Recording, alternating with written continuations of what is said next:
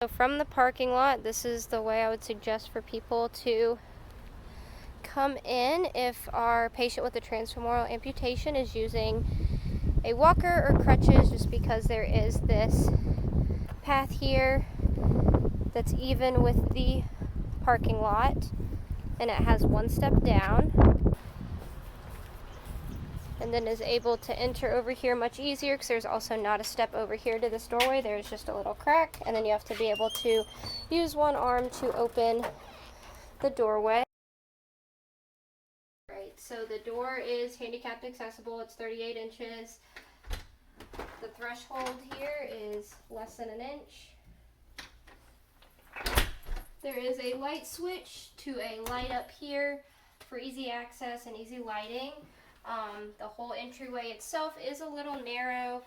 There is a clear path other than some shoes and a backpack and the boxes. So we may just want to suggest to the patient to put shoes and stuff in a closet, putting a backpack up on a table, and maybe moving these boxes just for a little bit easier entry into the kitchen and into the living room. Lighting in here, there is no overhead lights. There's only 2 lamps and natural light, so we may want to recommend that this patient gets some more lamps, or can ask the apartment complex about installing overhead lights. So there's no light switch as you enter the room. There's a clear path, however, there is a rug, so we should recommend to this patient that in order for him to move around effectively, we need to move the rug and all of the animal toys out of the way. There is also a dog, so that is another additional tripping hazard.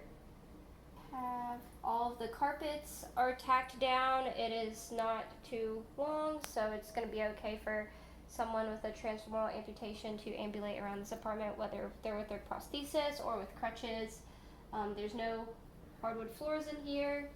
There is a dining room table. All the furniture in here is sturdy. This table has rounded edges. The coffee table does not, so that may be something that we want to suggest putting some sort of soft liner around them to make them not trip hazards. And then the shade blinds are securely attached, and there is no electrical cords on the floor. There's just a lot of boxes, but they're all out of the way.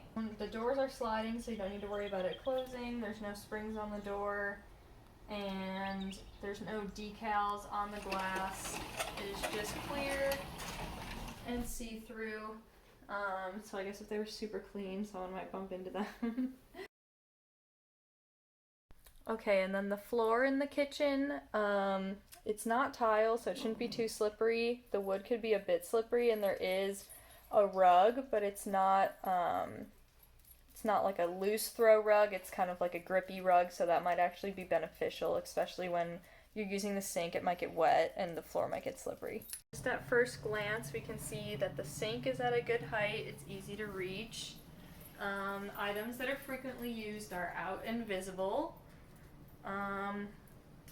The hot and cold faucet is easy to determine. There's a color on it to see which way you turn it. There has not been anti-scald devices installed, so that's something that they might want to do. The burners and knobs are clearly labeled. It might be a little hard to turn on the stove if they were having to reach over the burners if they were using an assistive device. So they might have to look into getting a stove with controls on the front. If they wanted to put something on the stove, they could put it down in the middle of it, or they could have something on the counter. The cabinets are easy to reach. They're not very high. For reference, I'm 5'2", and I can really easily reach the top shelf up here, so that's good.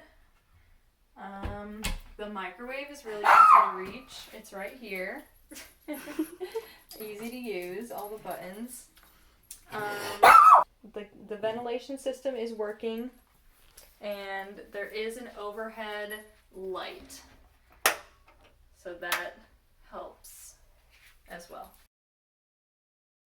There is adequate lighting in this hallway. Bright light. It's got a light switch to turn on and off. The halls are 37 inches. They're wide enough for a wheelchair or a walker. The thresholds to the bathroom is less than an inch, and there are no thresholds to each of the bedrooms.